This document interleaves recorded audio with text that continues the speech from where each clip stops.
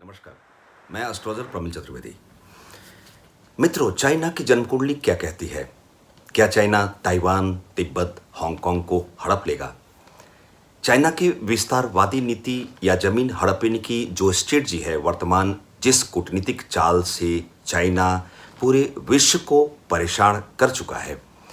China की जन्म कुंडली, चाइना की दशा, चाइना के कुंडली के तहत जो ट्रांजिट फेज वर्तमान मौजूदा काल में ग्रह गोचर क्या इशारा कर रहे हैं, इसी संदर्भ में मैं आपके समक्ष प्रस्तुत हुआ हूं। चाइना विस्तारवादी नीति के तहत पूरे विश्व के बैकग्राउंड में, विश्व परिदृश्य के सापेक्ष देखेंगे तो आज वर्तमान समय में 14 देशों को प्रभावित कर चुका है। Pakistan, Nepal, Bharat, Taiwan, Tibet, Hong Kong, Singapore, अर्थात बहुत सारे ऐसे देशों की संख्या है जो चाइना की नेगेटिव जो फीडबैक, एक उनकी जो कार्यप्रणाली है, दूषित कार्यप्रणाली कह सकते हैं, उससे आज चाइना से वर्तमान मौजूदा काल में 14 राष्ट्र परेशान है। मित्रों, 1912 के समय में ही रिपब्लिक ऑफ चाइना का अस्तित्व आ चुका था। 1949 के सिविल वार के तुरंत पश्चात ताइवान रिपब्लिक ऑफ चाइना के रूप में अलग हो चुका था। वर्तमान बीजिंग वाला जो चाइना की बात यदि और हम और आप करते हैं तो पीपुल्स रिपब्लिक ऑफ चाइना का नाम देता हुआ चाइना का अस्तित्व 1 अक्टूबर 1949 को सायंकाल 3:15 बीजिंग के उस मुहूर्त काल में चाइना का अस्तित्व हमारे और आपके सामने आया। अर्थात मकर लग्न और मकर राशि के उस मुहूर्त काल में चाइना की कुंडली की प्राप्ति हुई। 1912 में ही जो तिब्बत की बात यदि हम करें तो भारत वर्ष के नॉर्थ ईस्ट के परिक्षेत्र में बहुत सुंदर एक तिब्बत राष्ट्र जो 1912 में ही उस समय के सापेक्ष 13वीं दलाई लामा जी स्वतंत्र देश के रूप में तिब्बत को घोषित कर चुके थे। तिब्बत की बात करें तो उनकी खुद की करेंसी थी, पासपोर्ट, आर्मी, झंडा की बातें उस समय अस्तित्व में थी, आज भी है। 14वें दलाई लामा जो वर्तमान मौजूदा काल में एक महापुरुष की श्रेणी में आ चुके हैं, प्रथमतः मैं उनको नमन करता हूं, प्रणाम करता हूं। 14वें दलाई लामा का जन्म 1935 में हुआ और 1949 के उस सिविल वार के पश्चात कम्युनिस्ट की विजय हासिल करते हुए वर्तमान चीन का अस्तित्व सामने आया, अर्थात चीन का जन्म हुआ और 1950 में दलाई लामा जी को तिब्बत स्टेट का हेड बनाया गया।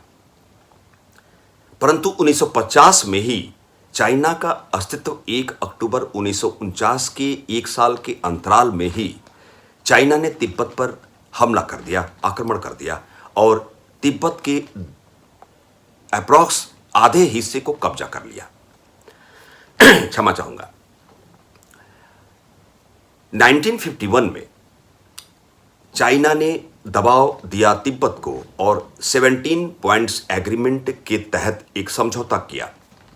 अर्थात चाइना के अस्तित्व में 1949 में आने के पश्चात ताइवान पीड़ित हुआ, इधर तिब्बत पीड़ित हुआ। वहीं हांगकांग की बात करते हैं तो हांगकांग की वर्तमान समय में 74 लाख आबादी है, जिसमें 10 लाख लोग चाइना के विरुद्ध में खड़े हैं। हांगकांग चाइना का पार्ट नहीं है, एक सेमी ऑटोनॉमस टेरिटरी के रूप में जाना जाता है और इस वर्तमान मौजूदा काल में जैसे भारत के सापेक्ष जो नकारात्मक कार्यप्रणाली चाइना की है, नेपाल के संदर्भ में भी कह सकते हैं, पाकिस्तान के बहुत सारे भूभाग पर वह कब्जा कर चुका है। अर्थात चाइना की विस्तारवादी नीति की बात करें, जमीन हड़पने की नीति की बात करें, जहां हांगकांग की खुद की झंडा, currency, passport, ID cards available है, अलग राष्ट्र के रूप में, अलग एक टेरिटरी के रूप में जाना जाता है, अलग राष्ट्र तो नहीं कह सकते हैं परंतु एक सेमी ऑटोनोमस टेरिटरी के रूप में जाना जाता है। हांगकांग की पासपोर्ट अलग है, उधर चाइना की पासपोर्ट अलग है। ताइवान एक आइलैंड है और ताइवान वर्तमान मौजूदा काल में चीन को भी अपने हिस्से का एक महत्वपूर्ण अंग मानता है और वर्तमान मौजूदा काल वाला जो बीजिंग का चीन है वह ताइवान को अपना अंग मानता है। जो चीन की वर्तमान विस्तारवादी नीति, जमीन हड़पने की जो नीति है, पॉलिसी है, वन चाइना पॉलिसी की बात कर सकते हैं आप, जो चीन की जो स्ट्रेटजी है। मित्रों, एस्ट्रोलॉजिकल बैकग्राउंड में अब क्या होना है, इसी संदर्भ में मैं आपके समक्ष प्रस्तुत हुआ हूं। क्या चाइना हांगकांग, ताइवान, तिब्बत को हड़प लेगा? परंतु मित्रों, 3 इंपॉर्टेंट फैक्टर हैं जहां मैं आपका ध्यान को आकर्षित कराना चाहूंगा। शनि की साढ़ेसाती के ऐसे 3 चरण होते हैं जिसमें सेकंड चरण, दूसरा फेज फलित अवस्था में नहीं होता है। मकर राशि, मकर लग्न की जन्म कुंडली, जो चाइना की जन्म कुंडली है, मकर राशि में शनि की साढ़ेसाती के दूसरे चरण का प्रारंभ 24 जनवरी 2020 से हो चुका है, जो आगामी 30 माह तक रहना है। अर्थात 24 जनवरी 2020 से आगामी 2.5 वर्षों का समय चाइना के साथ शनि न्याय करने वाले हैं।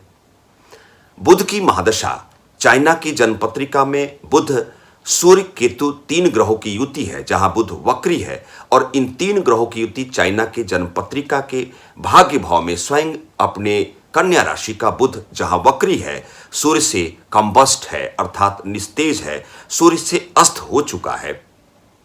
चाइना की जन्मपत्रिका में शनि, जो चाइना का लग्नेश है, क्षमा चाहूंगा, चाइना का लग्नेश है, और शनि की 19 वर्ष की महादशा 24 सितंबर 2019 को ही समाप्त हो चुकी है।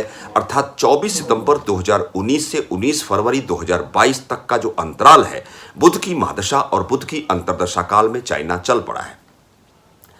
जहां चाइना की जन्मपत्रिका की बात करेंगे तो बुध की पहली राशि छठे भाव की राशि है। छठा भाव अर्थात रोग का भाव, व्याधि, ऋण का भाव, शत्रु का भाव, अर्थात छठे भाव का अधिपति बुध की महादशा, बुध की अंतर्दशा काल, जहां बुध वक्री है, उल्टे चाल में बुध की वर्तमान जो चाइना की जन्मपत्रिका की मैं बात कर रहा हूं, बुध की जो पोजीशन है भाग्य भाव में वक्री है, अस्त है। बुध की महादशा और बुध की अंतर्दशा काल में आप इसे गौर फरमाते होंगे कि जो भी बुध का क्राइटेरिया है, प्रकृति स्वभाव है, बुध विवेक क्षमता है, बुध अर्थव्यवस्था है, बुध मेल मिलाप या सामाजिक सौहार्द की बातें भी करता है, सामाजिकता में रमने वाली स्ट्रेटेजिक व्यवस्था में बुध ही लाता है, संपर्क का कारक भी बुध है। अर्थात इस बुध की महादशा और बुध की अंतर्दशा काल जहां चाइना को घेरे हुए है, चाइना को एक नकारात्मक एक पहलू के उस अवस्था काल में एंट्री करा चुकी है, उसकी बौद्धिकता में गिरावट आ चुकी है, विवेक शून्य हो चुका है चाइना, मतिभ्रम का शिकार हो चुका है चाइना। चाइना के रिश्ते बिगड़ते नजर आ रहे हैं। पूरे विश्व के संदर्भ में यदि आप उसे व्यवहारिक स्तर पर टीवी और मीडिया के न्यूज़ के माध्यम से देख रहे होंगे तो चाइना वर्तमान समय में बिल्कुल अछूता अलग थलग हो चुका है। दशा काल बुध की महादशा और बुध की अंतर्दशा काल जहां चाइना के भाग्य का पतन का रीजन बन रही है, वहीं शनि की साढ़ेसाती का दूसरा चरण चाइना के साथ न्याय करना है, शनि को न्याय करना है। तीसरे इंपॉर्टेंट फैक्टर में राहु वर्तमान मौजूदा काल में चाइना के मकर राशि, मकर लग्न के छठे भाव से उच्च की राशि से गुजर रहा है। मित्रों, 23 सितंबर 2020 से आगामी 18 माह के अंतराल में जैसे ही राहु मिथुन राशि से चाइना के जन्मपत्रिका के पंचम भाव के वृषभ राशि में पदार्पण करेगा, चाइना की समस्या को और बढ़ाएगा। अर्थात मित्रों, शनि की साढ़ेसाती का दूसरा चरण, बुध की महादशा और बुध की अंतर्दशा काल जो 19 फरवरी 2022 तक है, वहीं तीसरे स्टेप में 23 सितंबर 2020 से आगामी 18 माह का अंतराल का राहु का गोचर में वृषभ राशि में पदार्पण करना, अर्थात चाइना के जन्म पत्रिका के पंचम भाव मूल त्रिकोण भाव की राशि में पदार्पण करना चाइना के पतन का कारण बनेगा। वहीं पूरे राष्ट्र स्वतंत्र हो जाएंगे। यह मेरी अपनी स्वयं की भविष्यवाणी है। चाइना के साथ शनि न्याय करने वाले हैं। मतिभ्रम का शिकार ऑलरेडी बुध की महादशा और बुध की अंतर्दशा काल में चलने की वजह से चाइना हो चुका है। अर्थात 24 जनवरी 2020 से आगामी 30 माह के अंतराल के अंतर्गत इसी काल चक्र में ही तिब्बत आजाद होगा। ताइवान अपने स्वयं को स्वतंत्र घोषित कर चुका रहेगा पूर्ण रूपेण, और हांगकांग भी आजाद हो चुका रहेगा।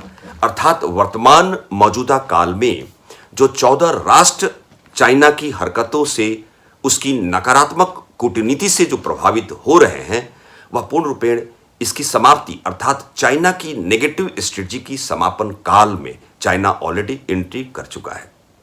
मित्रों, आज के समय से 2 वर्षों तक के इस अंतराल में तिब्बत को आजादी की प्राप्ति होगी। ताइवान अपने आप को स्वतंत्र घोषित करेगा पूर्ण रूपेण। अर्थात वर्तमान समय में भी ताइवान स्वतंत्र है, उसकी स्वयं की करेंसी है, पासपोर्ट है, आर्मी है, उसका झंडा है। परंतु जो मशक्कत ताइवान को वर्तमान मौजूदा काल में चाइना से करनी पड़ रही है, यह पूरी समस्या का समापन हो चुका रहेगा। मेरे कहने का तात्पर्य है कि शनि की 7.5 का दूसरा चरण, चाइना की जन्मपत्रिका के बुध की महादशा और बुध की अंतर्दशा काल में चलना और राहु के गोचरी व्यवस्था में शुक्र की वृषभ राशि में आना चाइना को मशक्कत कराएगा और चाइना की विषम काल में चाइना को उसकी वास्तविक तरीके से उसकी हैसियत को बताएगा। मित्रों, एक छोटी सी व्याख्यान के तहत मैं एस्ट्रोलॉजर प्रमित चतुर्वेदी, नमस्कार।